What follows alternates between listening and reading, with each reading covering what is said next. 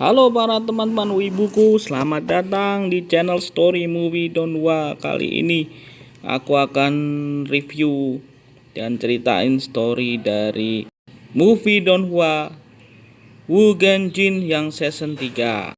Tapi aku ingetin dulu buat kalian yang gak suka spoiler, ya boleh dong kalian skip, ya gak apa-apa deh. Tapi kalau kalian pingin tahu ceritanya gimana sih season 3-nya, ya ikuti aja dan pantengin channel ini juga. Jangan lupa like and subscribe, juga bunyikan loncengnya.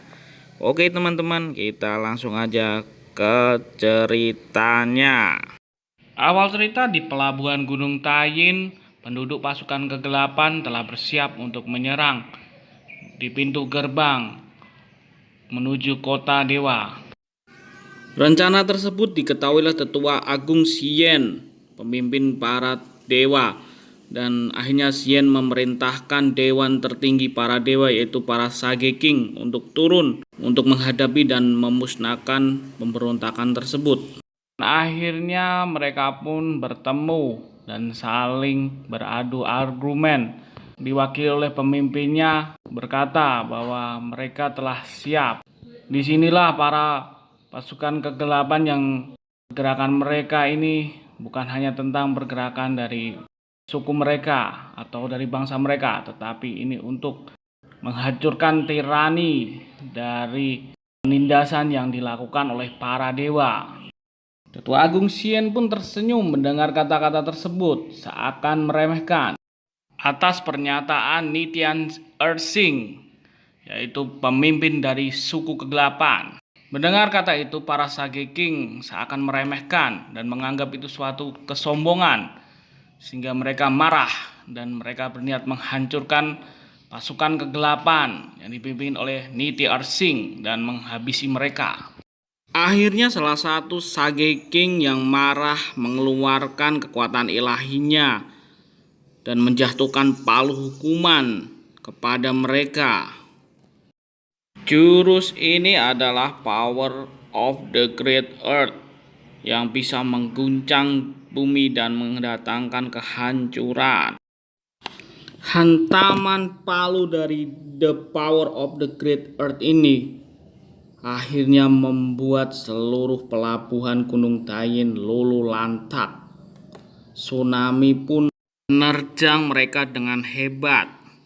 Tetapi Nitiarsin menggunakan kekuatan defense-nya untuk melindungi mereka dari serangan tersebut. Dilihat semua sudah hancur, para Sage King mengira bahwa semua ini sudah berakhir. Bahkan mereka menghina kekuatan Nitiarsin bahwa kekuatannya tidak ada apa-apanya. Tanpa mereka sadari, Bojai berhasil melarikan diri dan menyelamatkan salah satu temannya. Walaupun Bojai tidak tahu, akhirnya temannya ini menyerah kepada Sage King dan akhirnya bergabung dengan Sage King. Kala itu di hadapan Sage King mengatakan bahwa dia ikut sukarela berperang karena menganggap bahwa para dewa ini bersalah. Kata-kata Bojai membuat Sage King menjadi terhina dan dia akhirnya sehingga Sage King menyerang Bojai untuk diadili, tetapi salah satu jenderal kegelapan pun menolong dia. Pertempuran antara jenderal kegelapan dengan Sage King pun tidak dapat dielak. Sang jenderal kegelapan, si cakar besi, menyerang Sage King dengan bertubi-tubi. Nama dari jenderal itu ada Yesue Wushuang. Sage King pun memuji kekuatan cakar dari Xie Wushuang karena bisa melukai tangannya. Pulau yang tadi dibanjiri oleh air tsunami tiba-tiba membeku dan meledak dan terbelah dikarenakan kekuatan dari Nitian. Pemimpin suku kegelapan ini menggunakan kekuatan pedangnya untuk membelah laut. Para Sage pun terkejut akan kekuatan yang dimiliki Nitian Ersing karena bisa membekukan laut dan membelahnya menjadi dua sehingga mereka dapat selamat. Sing pun dewa keabadian sepakat untuk bergabung dengan pasukan kegelapan dan ternyata Sage Balian mengeluarkan teknik yang mematikan, yaitu aura pelebur yang menghancurkan. Wah Agung pun Xian meremehkan kekuatan diri Nitian Shering. Apakah bisa mengimbangi kekuatan dari Li Bai? Tetapi Nitian Shering tidak merasa gentar walaupun Li Bai termasuk dari 5 Raja King yang memiliki kekuatan maha dahsyat. Saat Nitian Shering akan melayani perkelahian dengan Li Bai, tiba-tiba datanglah sosok yang sudah ditunggu-tunggu oleh Nitian Shering.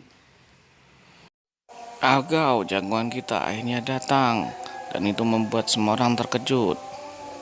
Dia datang melalui pintu gerbang dimensi yang dihancurkan. Aku dalam misi untuk bertemu dengan dewa dan ingin menemukan Baca istrinya.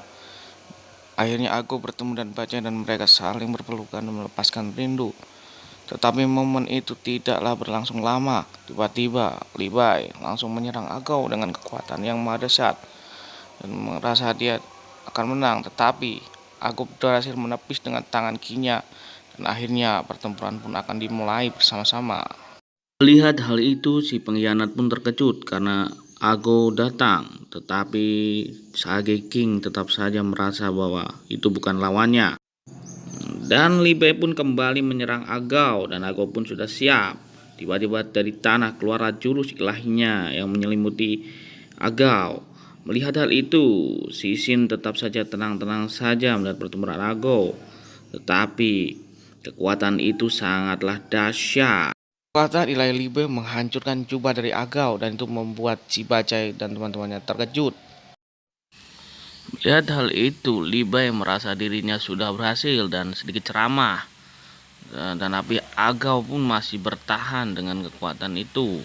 Mengira dengan kekuatan Deadly Aura, spiritual, pemurnian, Agau berhasil dimurnikan. Li Bai merasa dirinya sudah menang, tetapi teman-teman Agau tetap saja merasa tenang karena dia percaya bahwa Agau belum kalah.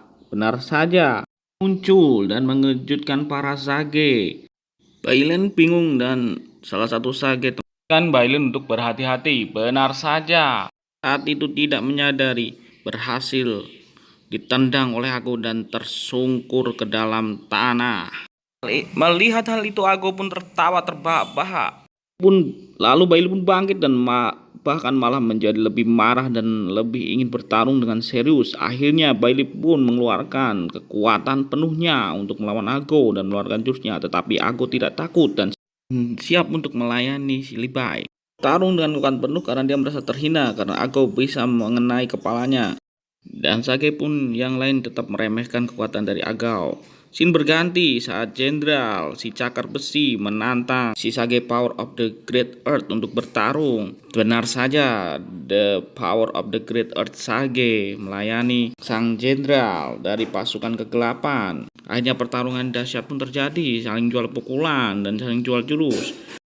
Tiba-tiba Scene juga berganti kembali ke pertarungan Agau dengan Li Bai dan di pertarungan itu tampaknya Agau merasa kesulitan dan benar saja saat Li Bai menggunakan jurus Reiki Death, Agau benar-benar terpojok dan terperangkap. Bagaimanakah kisah selanjutnya? Tetap pantengin terus channel The Story Movie Donghua berikutnya. Bye bye.